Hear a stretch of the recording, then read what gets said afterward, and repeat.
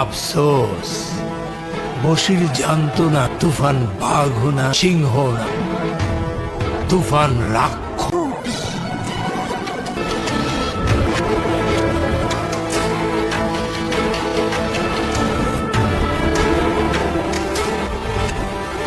অসাধারণ অসাধারণ গল্প। এইরকম একটা গল্পের সিনেমা মানে সুপার ডুপার হিট। শান্ত, ক্যারেক্টারটা কিন্তু তোমাকে ফাটিয়ে দিতে হবে। আরে হ্যাঁ? বোকা, গল্প তো এখনো শুরুই হয়নি। তুফানকে সীমানায় বেঁধে রাখা যায় না, তুফান সীমানায় বেঁধে থাকে না।